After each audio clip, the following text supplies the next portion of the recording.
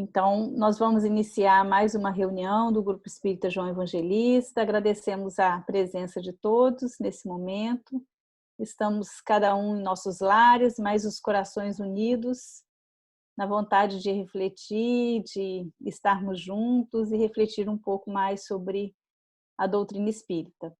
Então, temos a oportunidade de usar esta ferramenta. Então, sejam muito bem-vindos. Lembrando que, obviamente, devido à nossa distância, não teremos o passe, mas que o passe pode ser feito o trabalho do autopasse, né? Podemos, então, nos preparar, aqueles que desejarem podem colocar água fluidificada e, ao final da reunião, utilizar dos mecanismos da espiritualidade para que se sintam, né, mais equilibrados e o bem-estar do autopasse. Bom, para iniciar, então, a reunião de hoje, nós vamos pedir a Diana para fazer uma leitura inicial. Boa noite a todos. Do livro Pão Nosso, de Francisco Cândido Xavier, pelo Espírito de Emmanuel. Lição 106. Há muita diferença. E disse Pedro: não tenho prata nem ouro, mas o que tenho, isso te dou. Atos, capítulo 6, 3, versículo 6. É justo recomendar muito cuidado aos que se interessam pelas vantagens da política humana, reportando-se a Jesus e tentando explicar pelo Evangelho certos absurdos em matéria de teorias sociais. Quase sempre a lei humana se dirige ao governado nesta fórmula: o que tens me pertence. O cristianismo, porém, pela boca inspirada de Pedro, assevera aos ouvidos do próximo: o que tenho, isso te dou. Já meditaste na grandeza do mundo quando os homens estiverem resolvidos a dar do que possuem para o edifício da evolução universal? Nos serviços da caridade comum, nas instituições de benemerência pública, raramente a criatura cede ao semelhante aquilo que lhe constitui propriedade intrínseca. Para o serviço real do bem eterno, fiar-se-á alguém nas posses perecíveis da terra em caráter absoluto? O homem generoso distribuirá dinheiro e utilidades com os necessitados do seu caminho. Entretanto, não fixará em si mesmo a luz e a alegria que nascem dessas dádivas, se as não realizou com o sentimento do amor, que, no fundo, é a sua riqueza imperecível e legítima. Cada individualidade traz consigo as qualidades nobres que já conquistou e com que pode avançar sempre no terreno das aquisições espirituais de ordem superior. Não ouvides a palavra amorosa de Pedro e dá de ti mesmo no esforço de salvação, porquanto quem espera pelo ouro ou pela prata, a fim de contribuir nas boas obras, em verdade, ainda se encontra distante da possibilidade de ajudar a si próprio. Obrigada a todos. Fiquem com o Mestre Jesus. Vamos, então, agradecer este momento, fazendo uma oração, lembrando o doce e meigo Nazareno, que inunda os nossos corações. Jesus, Mestre amado, agradecemos a sua presença sempre ao nosso lado.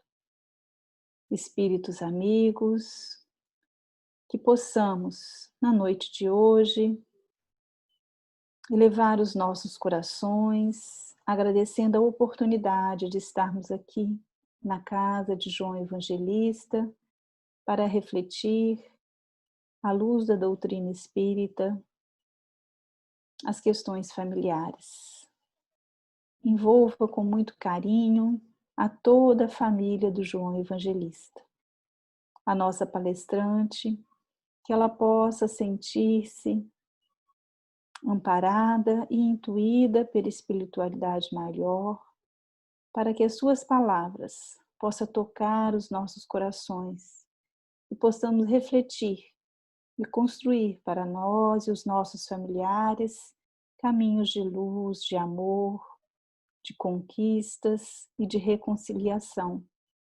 Obrigada, Mestre Jesus, sempre pela oportunidade, que possamos estar em paz e os nossos corações alegres e felizes. Muito obrigada, estejam sempre conosco e que assim seja. Então, amigos, hoje nós temos a Dalva Souza, nossa querida amiga de sempre, que sempre está aqui, retorna a essa casa. Neste ano já esteve conosco. Muito obrigada, Dalva, por estar aqui conosco de novo. Então, o tema hoje é Família, um projeto divino.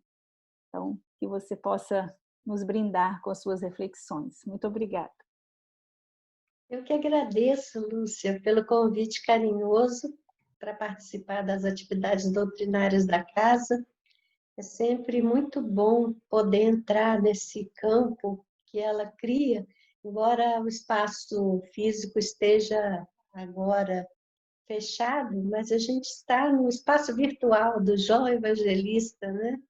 E estamos captando a energia amorosa dos benfeitores que sempre colaboram com as iniciativas dessa instituição que há tantos anos vem funcionando com esse idealismo de propiciar a outras pessoas o acesso a essa mensagem consoladora do Espiritismo. Então, para mim é sempre uma alegria estar junto.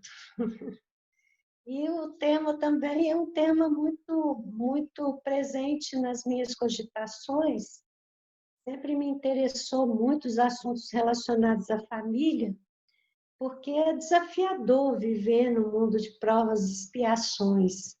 Ainda que tenhamos todo o esclarecimento que a doutrina espírita nos traz, há muitas questões, indagações, perplexidades, às vezes, e a oportunidade de voltar a estudar o assunto, analisar os textos, ela é sempre preciosa, porque a gente, a cada momento da vida, a gente tem um outro pano de fundo na mente, né? Nossa mente é assim, ela é integradora, nós vamos captando informações e vamos ampliando horizontes mentais. E cada vez que a gente volta aos textos da doutrina espírita, da obra básica, das obras complementares, descobre novas nuances e descobre novas indicações de caminho que às vezes numa primeira leitura a gente não entendeu.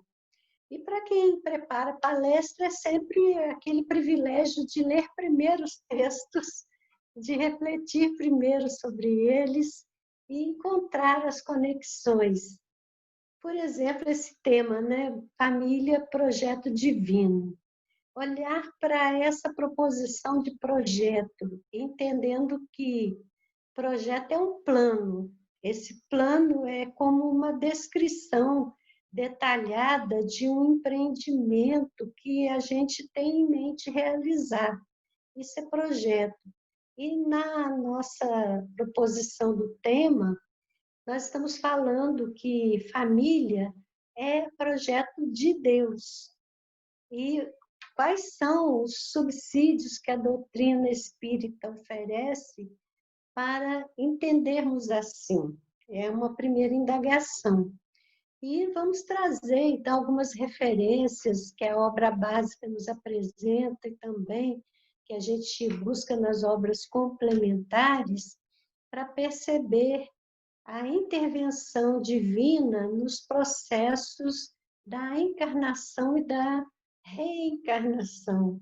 começando pela questão 132 do Livro dos Espíritos, que informa que Deus impõe a encarnação. Então, é um verbo forte esse, impor. Mas é o que está escrito lá, impõe. Então, é um determinismo, não é uma possibilidade, é um determinismo que está colocado para a experiência de todos os seres criados por Deus. As inteligências que são co-criadoras, que são os espíritos, são inteligências que têm por indicação divina a meta da plenitude de ser, de desenvolver todos os seus potenciais. E para isso, Deus impõe a encarnação. E, dentro desse processo de vestir a roupagem biológica com o objetivo de desenvolvimento pleno dos potenciais, já fica logo evidente para todos nós que uma experiência só não seria suficiente. E, logicamente, a gente já entende a vida pelo prisma das reencarnações. Então, nós encarnamos muitas vezes, né? Nós vestimos essa roupagem biológica em muitas oportunidades. E tem muitas pessoas que entendem que reencarnar seria um processo de empobrecimento das relações, principalmente as relações familiares. Mas o que o Espiritismo informa, e isso você pode encontrar na questão 205, que vai ser desenvolvida depois no capítulo 4 do Evangelho segundo o Espiritismo, a reencarnação não destrói os laços de família. Ela, na verdade, possibilita a resolução de questões que uma experiência só não seria suficiente para resolver. A gente vê no panorama da vida, ainda hoje, tantos atritos vividos em família, tantos fatos bastante impactantes, como agressões, pais que matam filhos, filhos que matam pais.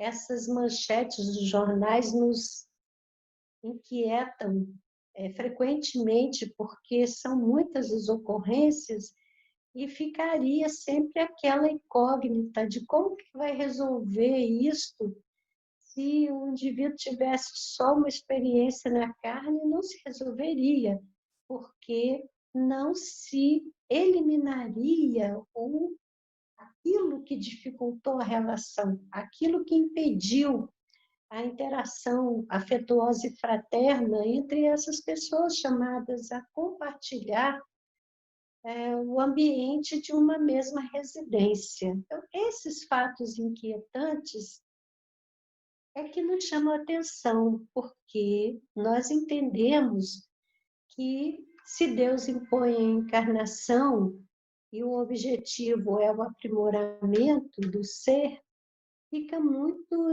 instigante descobrir por que certas pessoas têm um histórico desse nível de violência e de agressividade. Então, nós vamos entender com o estudo, essa nova leitura das informações que a obra básica nos possibilita, e nós somos espíritos de ordem espiritual ainda muito acanhada no caminho evolutivo. A informação que os espíritos nos dão nos conscientizam de que em mundos mais elevados as relações familiares são harmoniosas e que espíritos de uma mesma ordem, e essa ordem já mais avançada, é que constituem as famílias.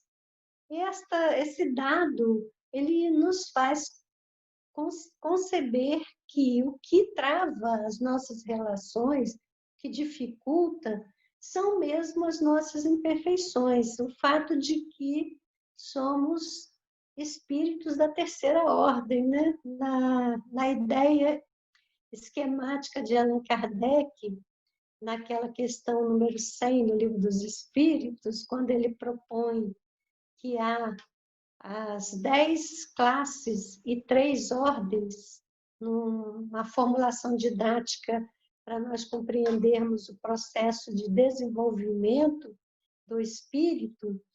Então, nós vamos entender que a terceira ordem é aquela ordem dos espíritos imperfeitos. E é essa ordem que predomina ainda na Terra. Então, nós vamos saber que os mundos melhores, que são mundos que já superaram esse nível da Terra de provas e expiações, ele se compõe de uma população de espíritos de segunda ordem.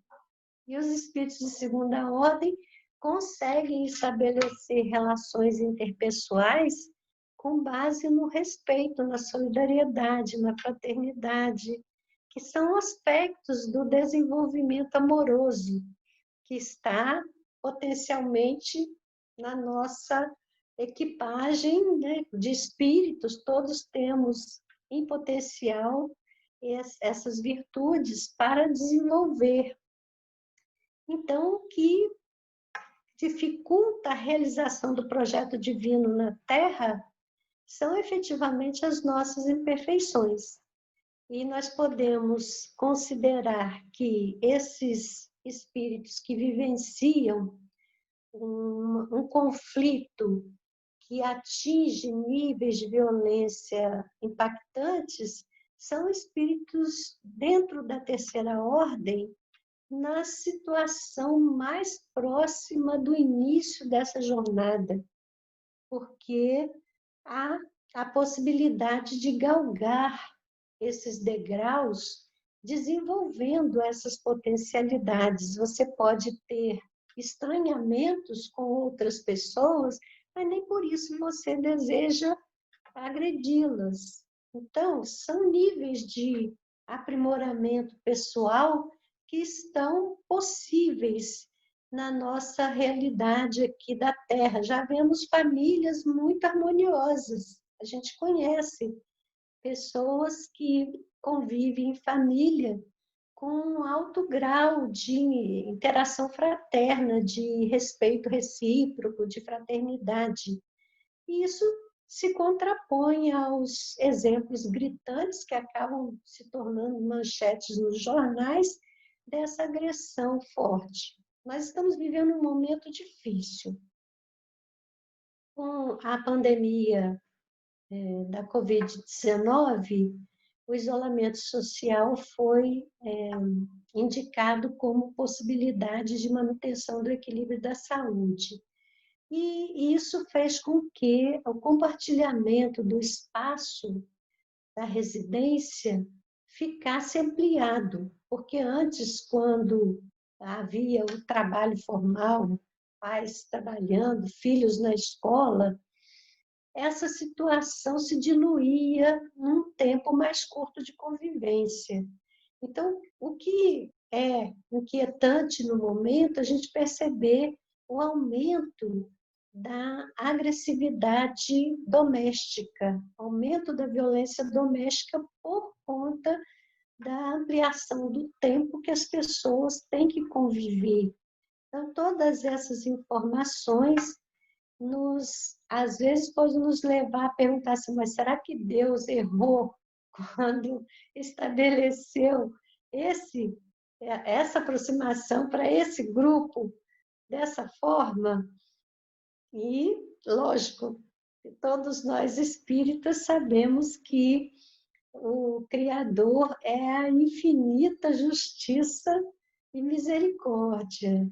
Então, não há erro no planejamento divino. É isso que a gente quer entender agora. A família é um projeto divino. O que está errado? Como é que a gente entende esse processo? Aí eu vou contar para vocês, porque é bom a gente contar com uma ilustração, que é um fato real, colocado à disposição para a gente compreender. e permite que a gente entenda nuances dessa dinâmica, né? E essa história, ela é narrada por André Luiz. André Luiz compôs uma coleção chamada A Vida no Mundo Espiritual, que começa pelo livro Nosso Lar, que todos conhecemos. O médium é Francisco Cândido Xavier. E o segundo livro da série chama-se Mensageiros. Nesse livro, André Luiz vai contar uma experiência chamada A Falência de Otávio, qualquer coisa assim, é a história do Otávio. E com a história do Otávio, nós vamos poder detalhar algumas questões que são impactantes no nosso tema aqui. O Otávio, ele tinha vivido uma encarnação muito difícil e praticado muitos equívocos, e quando desencarnou estava numa situação muito precária. Ele foi acolhido por intercessão de amigos na colônia Nosso Lar. E com esse acolhimento houve um plano de uma nova encarnação para oferecer a ele a chance de eliminar do seu caminho os obstáculos que ele mesmo tinha colocado. E dentro desse projeto, que foi orientado pelos benfeitores espirituais, com a anuência dele, ele participou do projeto, constavam 30 anos de preparação antes de encarnar. Esses 30 anos foram necessários porque no projeto da encarnação estaria incluída a mediunidade como instrumento de trabalho que possibilitaria um resgate pela ação, pela dinâmica da caridade, pelo trabalho de muitos equívocos. Então, quando a gente diz que os médiuns são os maiores devedores, parece que essa história de Otávio confirma esse particular, né? A mediunidade ser programada como uma oportunidade de acelerar um processo de reparação pelo trabalho e não pela dor. Então, o Otávio preparou-se por 30 anos. Nesse tempo de preparação, toda ajuda espiritual foi garantida a ele, e 6 entidades do Nosso Lar estabeleceram maior proximidade, projetando nessa encarnação em que ele seria médium, a oportunidade do apoio que ele poderia dar a estas individualidades, às quais ele era devedor, pelo amparo, pela proteção que deram a ele, pela intercessão delas ao projeto dele. Então, tudo programado, pensado, o Otávio reencarnou, tendo como mãe uma jovem espírita. O pai não era adepto do espiritismo, mas era um cidadão de bem, uma pessoa correta. Então, ele teria os exemplos necessários nos seus pais para orientá-lo. Ele recebeu a possibilidade de um corpo íntegro, sem nenhum tipo de problema, com saúde, e teve a mãe durante 14 anos no seu processo encarnatório. Então, toda a primeira infância, que é o processo de enraizamento do espírito no corpo, toda a fase da adolescência, a parte mais tumultuada daquela transição do corpo infantil para o corpo já jovem, ele teve a assessoria da mãe, teve a orientação da instituição espírita, que era frequentada por ela, os contatos com as pessoas que poderiam orientá-lo, e a mediunidade só aflorou, todo o potencial dele estava presente, mas ela só aflorou nesse período da adolescência, aos 14, 15 anos. E ocorre que neste tempo a mãe desencarnou. Ele, então, se viu privado desse apoio, mas isso fazia parte do plano. Ele teria essa dificuldade a vencer como parte de um programa de firmeza de propósitos. E o pai casou-se em segundas núpcias. Esta senhora que veio integrar, então, a família, ela já trazia 3 filhos do primeiro casamento. E com o pai de Otávio, ela teve outros 3 filhos. Essas 6 crianças eram os 6 amigos de nosso lar que Otávio havia comprometido de ajudar no projeto encarnatório.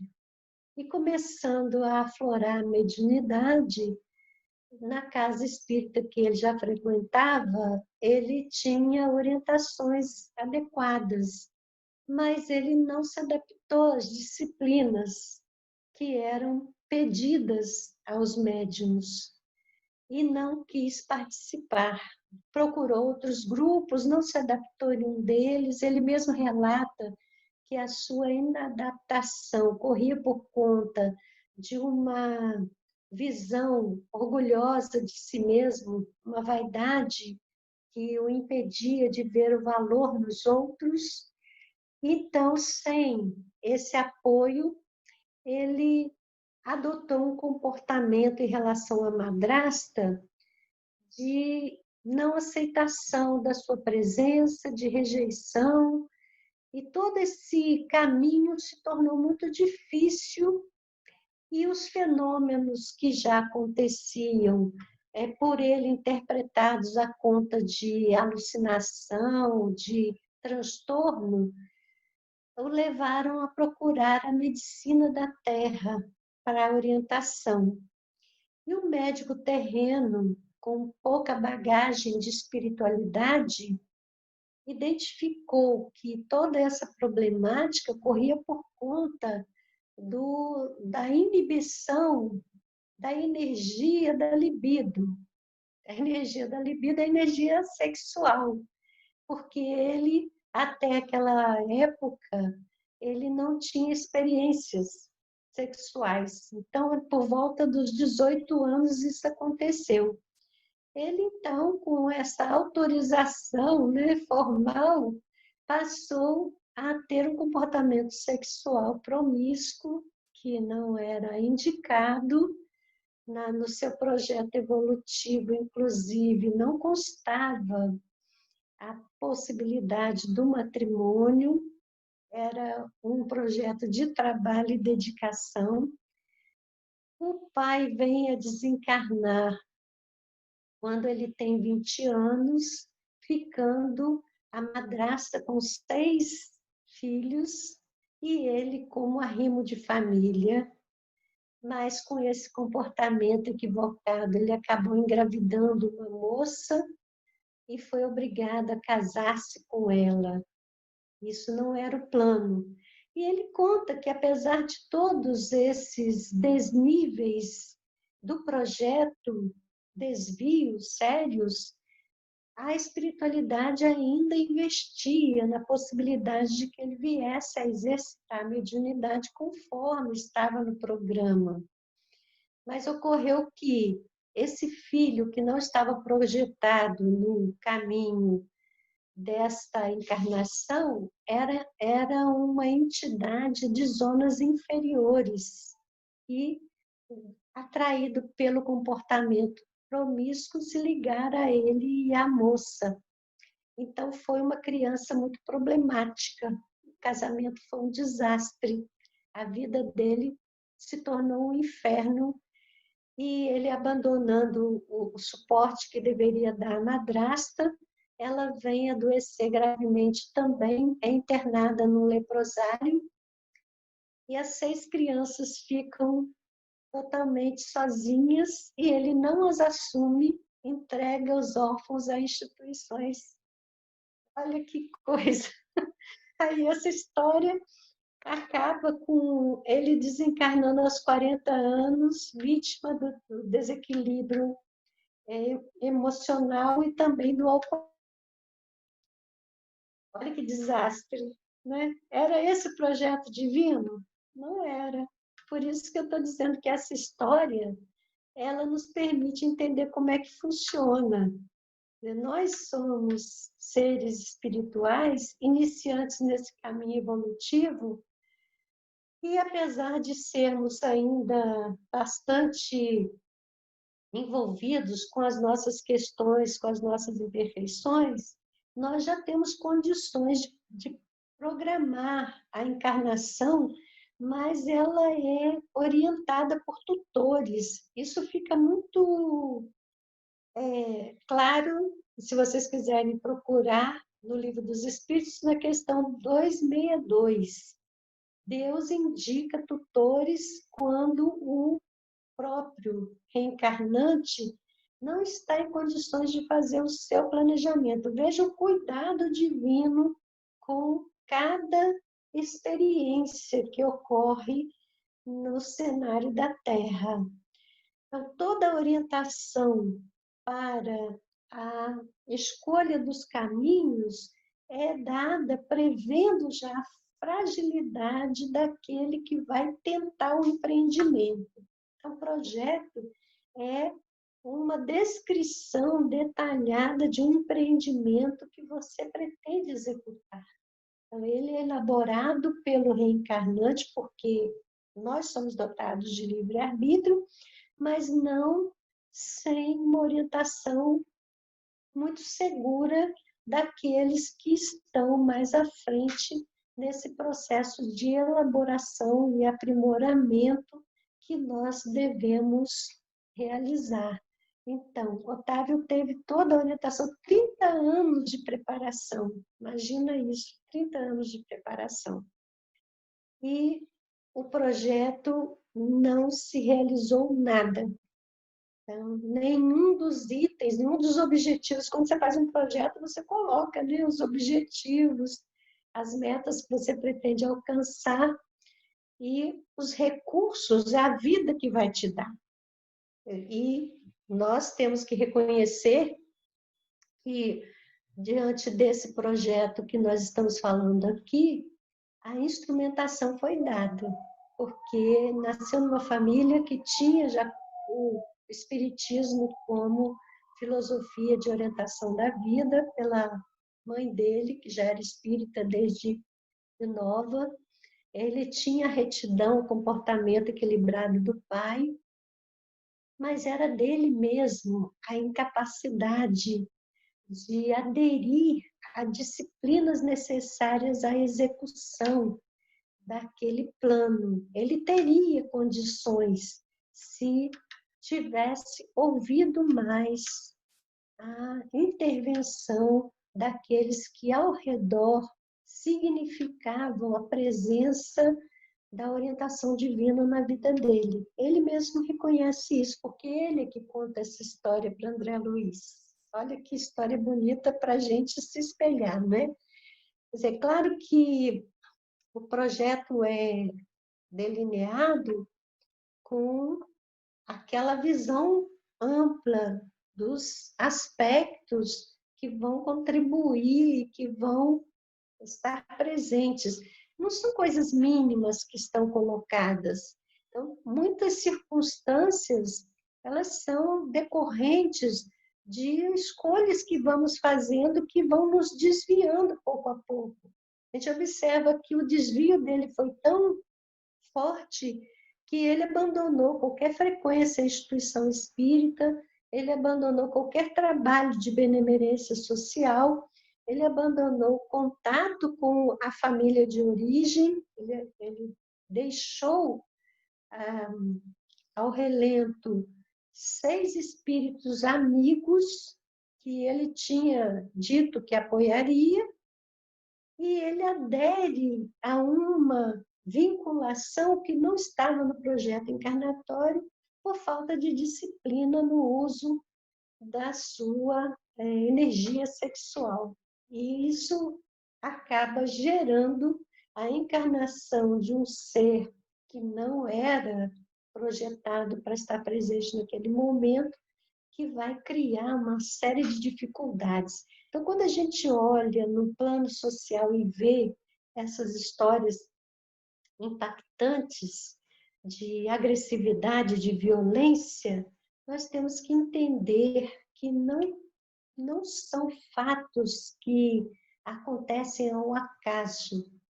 Esses fatos são a culminância de um processo que já vem corroendo a caminhada daquela individualidade ao longo de anos, que vão minando todas as ações em torno cujo objetivo era um encaminhamento no sentido da realização dos objetivos pretendidos. Então, a gente entende que um mínimo de submissão à vontade divina pode significar uma possibilidade de algum acerto, de alguma realização, ainda que não consigamos a totalidade daquele plano, a gente pode realizar algo daquele plano. Isso já significaria muito quando nós formos fazer a nossa própria avaliação,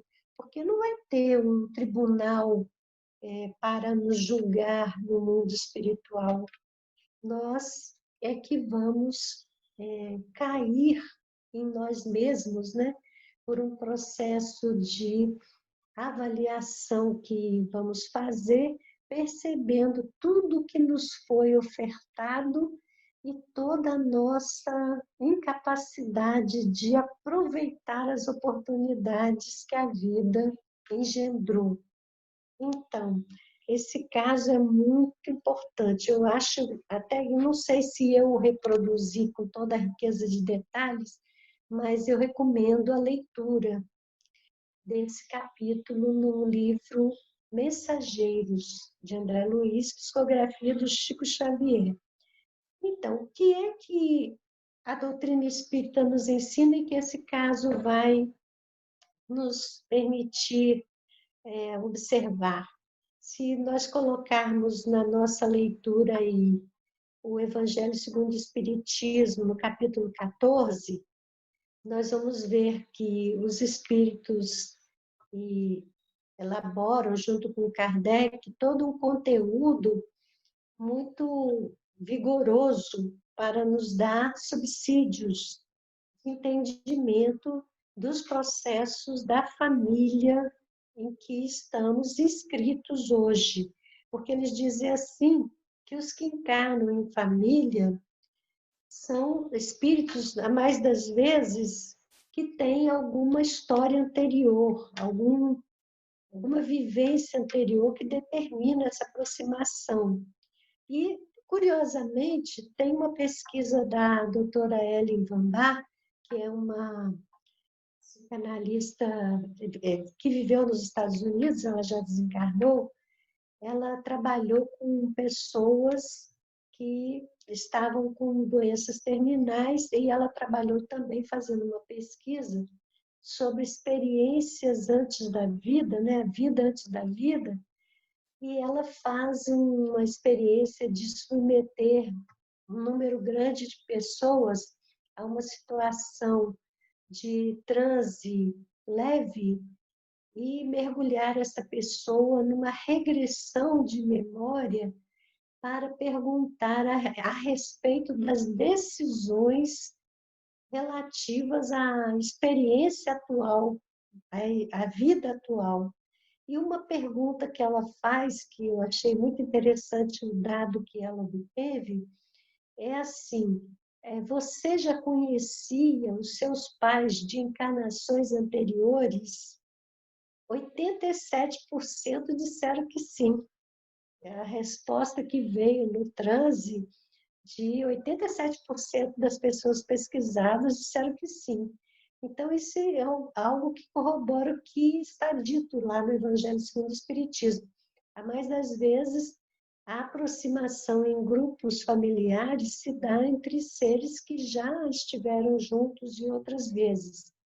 E quando se desenvolveu entre esses seres a simpatia, isso vai gerar essas famílias que têm uma certa harmonia na sua interação. A lei geral da vida é que assim seja, né? Que as famílias se reúnam por uma simpatia, por uma afinidade, por ligações fraternas. Essa é a lei de Deus. E essa lei, ela alcança plena execução nos mundos melhores do que a Terra, né? Mas aqui na Terra existem outras leis que interferem, como a lei de ação e reação, que vai levar ao fato que também está no capítulo 14 do Evangelho, de que muitas vezes seres que não se conhecem acabam encarnando numa família. E aí a gente vai ver o caso do Otávio. Esse espírito que foi o filho dele nessa encarnação não era um espírito ligado a ele. E nem tinha projeto nenhum de aproximação com esse espírito. Essa aproximação se deu pela mediação da moça com quem ele se relacionou, que era uma pessoa que tinha um nível espiritual ainda inferior. E ela que tinha esse tipo de relação. O comportamento dele ensejou esse vínculo. O comportamento dele o rebaixou, não é?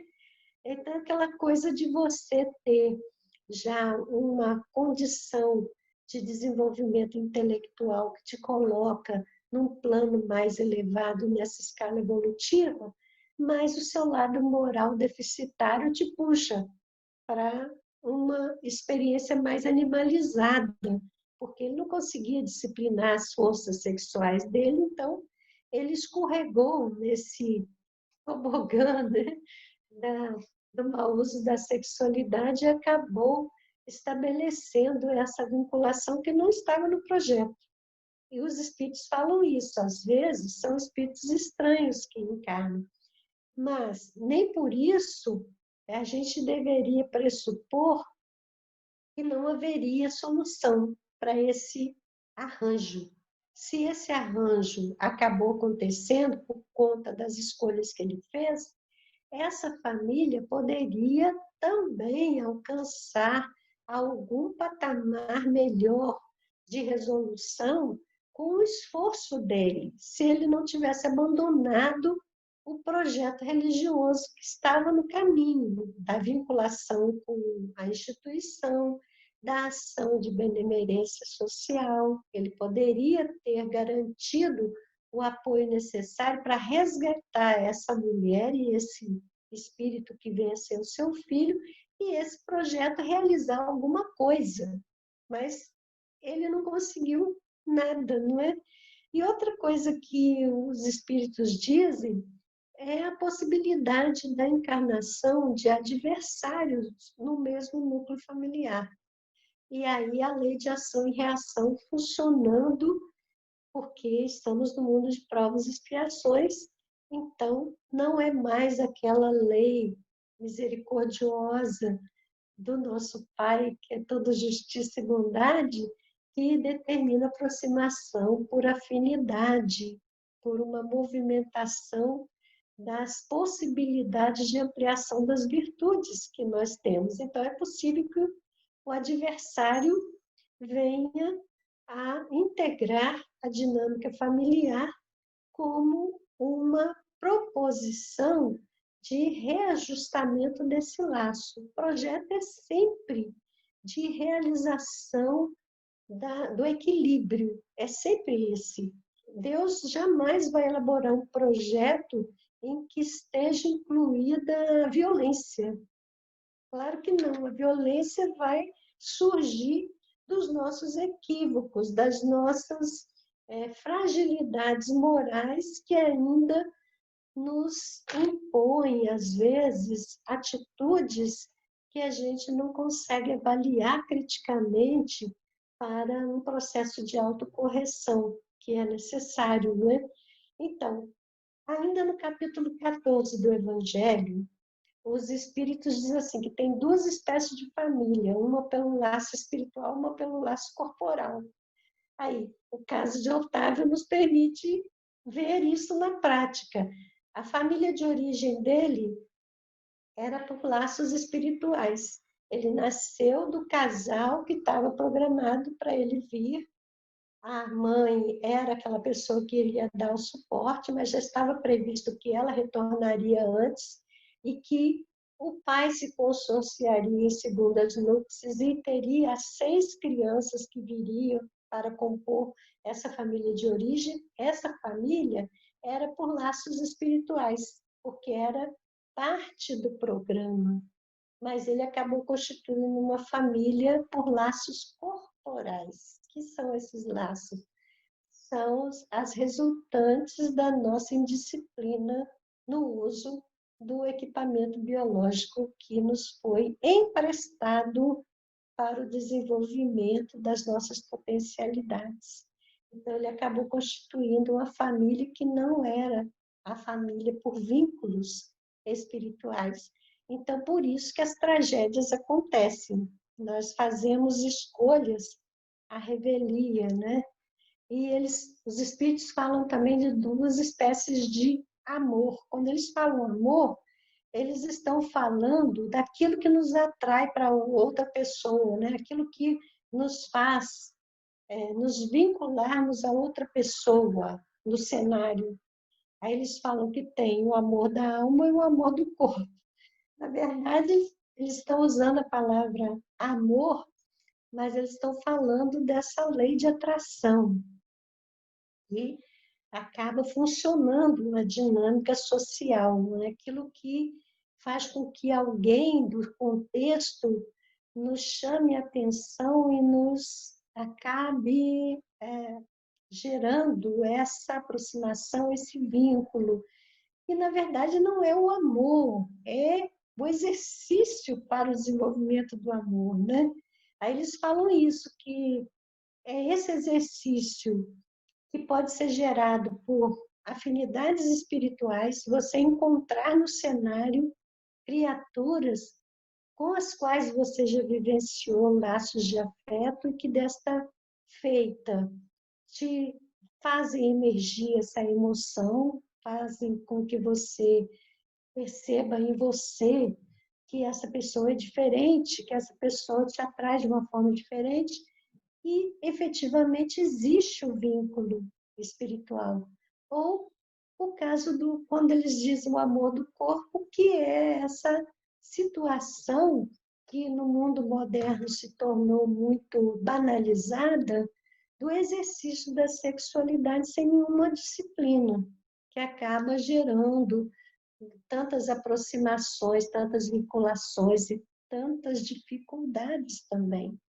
Então, se nós tivermos um pouquinho de atenção a toda a informação que o Espiritismo já nos propicia, nós vamos analisar com mais adequação as emoções que emergem nessas relações e vamos poder fazer escolhas mais fundamentadas numa racionalidade acerca dos projetos. Nós estamos aqui, nós elaboramos um projeto. Será que estamos atingindo as nossas metas? Desculpem. Eu acho que cabe numa reflexão dessas que estamos fazendo, analisar isso, né? Então, qual é a conclusão que a gente pode buscar nesse estudo, né? Porque o nosso tempo já vai avançado. Que conclusão que a gente pode buscar nesse estudo? Primeiramente, que a encarnação, o nosso Pai, nosso Criador, ele projetou como fórmula pedagógica de aprimoramento. Então, saber se o que nós escolhemos estava compatível ou não com o plano que foi feito, nós não vamos conseguir saber, porque o esquecimento faz parte da caminhada terrena. Mas nós podemos avaliar se na constituição da família, quer dizer, a família de origem, aquela que nos acolheu, certamente foi a que nos ofereceria a melhor condição para o nosso aprimoramento? Como está a nossa relação com essa família de origem? Se existem questões e estranhamentos, está no tempo de resolver isto, porque a qualquer momento, enquanto estamos em curso, podemos nos reconciliar com os nossos adversários, e eles podem ser um familiar, porque a aproximação consanguínea é a estratégia de resolução dessa pendência. Se nós deixarmos passar, nós vamos chegar na avaliação, na erraticidade, quando retornarmos ao mundo espiritual, frustrados como o Otávio, e tendo que programar uma outra oportunidade de recomeçar. Então, nós ainda estamos aqui.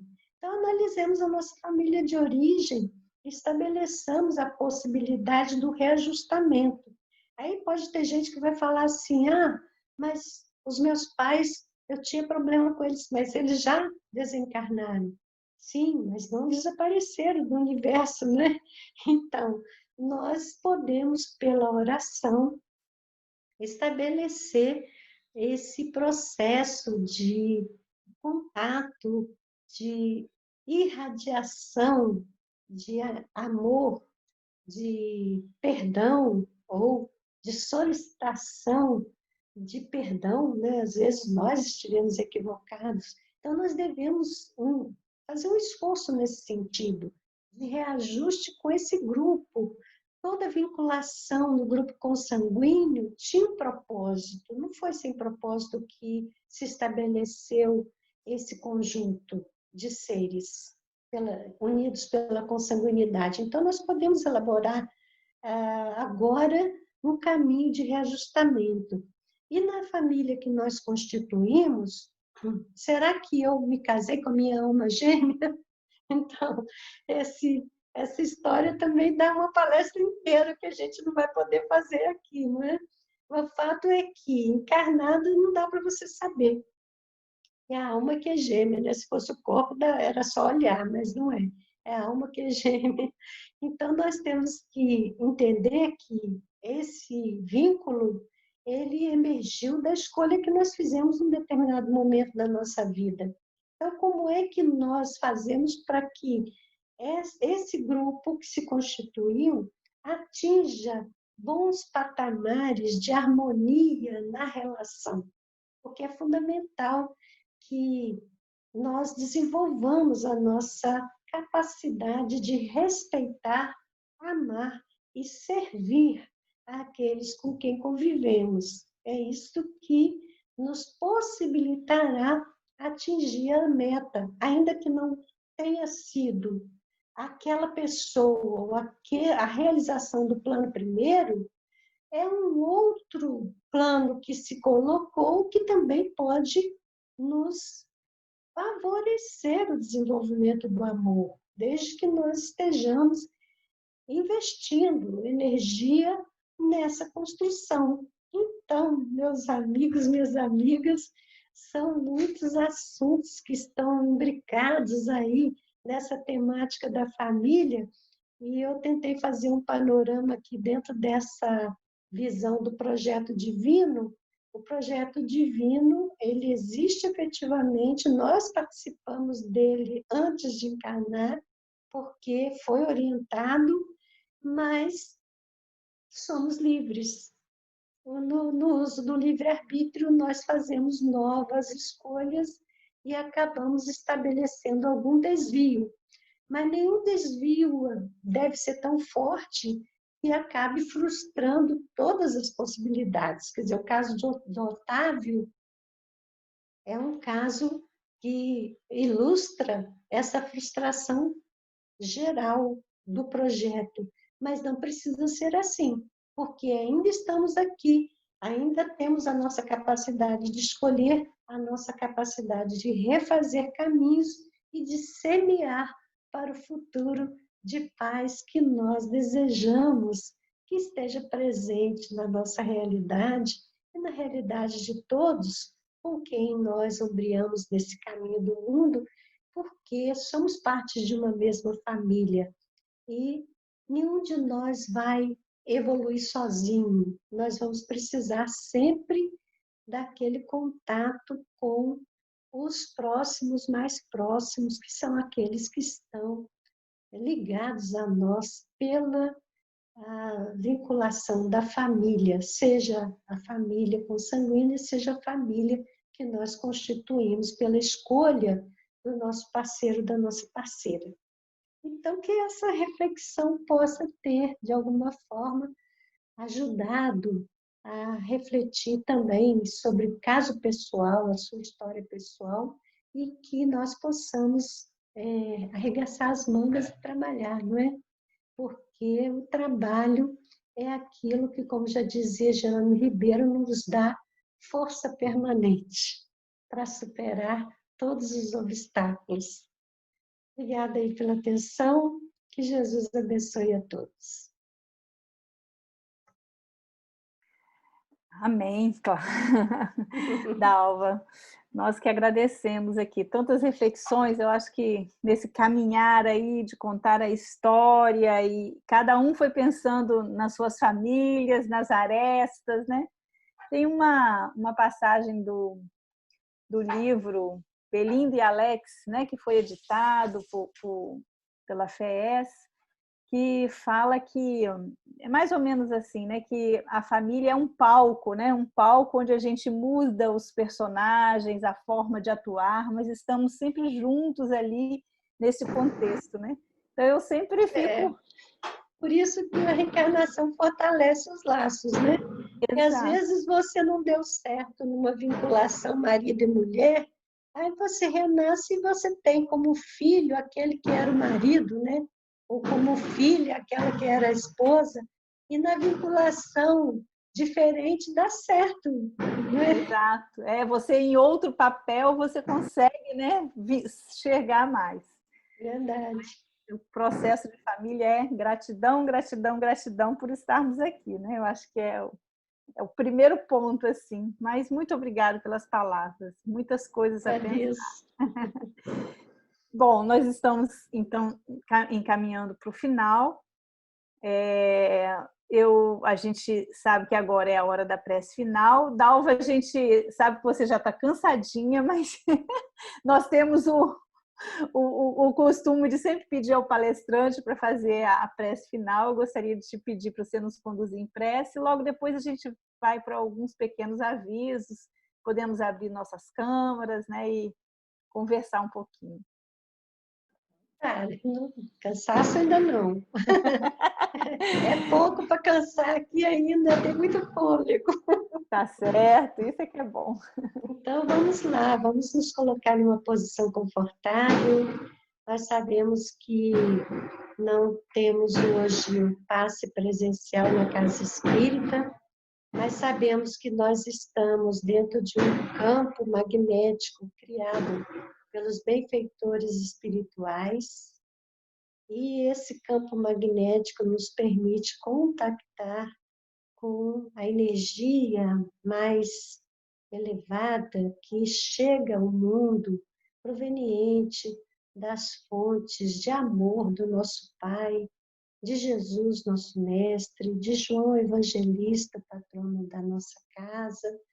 Então, nós vamos nos colocar na condição de receber essa energia e compartilhá-la com os nossos familiares, dizendo a Deus, nosso Pai: Senhor, nós desejamos primeiramente louvar a tua infinita sabedoria e a tua infinita bondade, porque reconhecemos em nossas vidas as direções do planejamento que foi feito para que conquistássemos pleno domínio de nós mesmos nesse cenário tão conturbado do mundo de provas e expiações.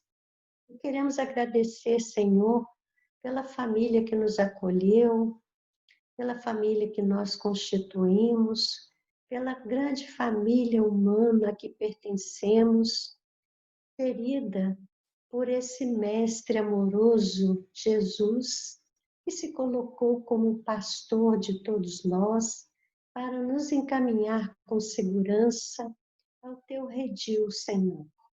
E nós queremos, então, manifestando essa gratidão, nos colocar na condição de receber neste momento a energia que os benfeitores espirituais sempre prodigalizam a todos nós, inclusive colocando na nossa tela mental os nossos familiares, os nossos ancestrais, aqueles que ombreiam conosco neste caminho evolutivo, aqueles dos nossos familiares que sentimos necessitados de amparo e proteção, para que essa energia se estenda a todos eles. E pedir por todos aqueles que estão retornando à espiritualidade de uma maneira impactante com esta pandemia, e pelos lares que estão enlutados, que possa haver o conforto e o amparo da espiritualidade amiga a todos que estão envolvidos nessas questões, e fortalecimento àqueles que ainda, nos hospitais ou em seus lares, lutam pela própria experiência para se manterem nesta encarnação. Que eles possam acolher dos benfeitores a vibração amorosa, o amparo necessário para o fortalecimento do equipamento biológico, para o fortalecimento da sua intimidade, para que possam, Senhor, passar por esse trânsito difícil e sair dele da melhor maneira, seja retornando à espiritualidade ou seja retornando ao equilíbrio e à saúde para a continuidade do caminho aqui na Terra. Confiantes, Senhor, na tua misericórdia, nós estamos profundamente gratos e pedimos permissão para o encerramento desta reunião de estudos doutrinários do Centro Espírita, do Grupo Espírita João Evangelista na noite de hoje. Dizendo, graças a Ti, Senhor, por tudo de bom que nos acontece. Muito obrigada.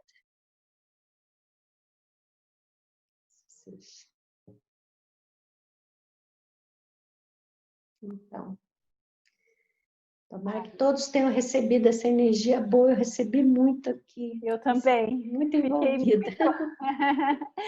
Fiquei muito, assim, né, me senti bem envolvida com todos. Que bom. Muito bom, meus amigos. Olha, no próximo domingo, então, nós teremos aqui o Rafael Vicentini, que ele vai falar sobre arte no espiritismo. Olha que coisa boa, né? Vamos encantar. E alguns avisos e uma manifestação legal. Hoje teve a ação social onde a gente acolhe famílias, né?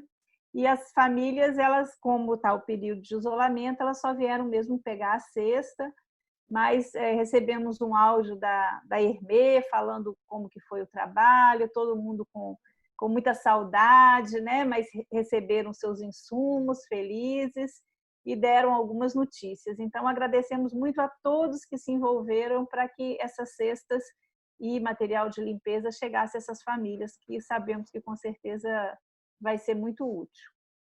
E uma outra coisa que tem muito a ver com a palestra de hoje é que vai acontecer a primeira capacitação na área de família da FES, com o tema... Espera aí que a minha colinha aqui, eram várias colinhas, ela passou, mas eu já vou achar aqui.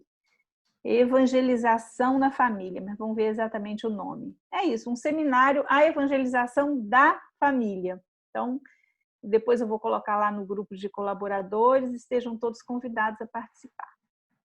No mais, muito obrigada pela presença. Obrigada mais uma vez, Dalva. Foi um momento muito gostoso. E fiquem atentos aí às capacitações, seminários, palestras, né, que estão acontecendo aí no nosso entorno. A jornada da AMES, né, você vai ter agora em setembro, né? Isso, agora em AMES vai ter a jornada, né, da AMES também, que as inscrições estão abertas.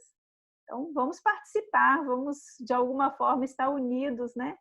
Vamos deixar ficar assim, distante um do outro, não, que ainda a gente tem muito caminho a percorrer, não é mesmo? Tá certo. Boa noite para Obrigado, todo Dalva. mundo. noite. Alegria grande ver vocês, viu?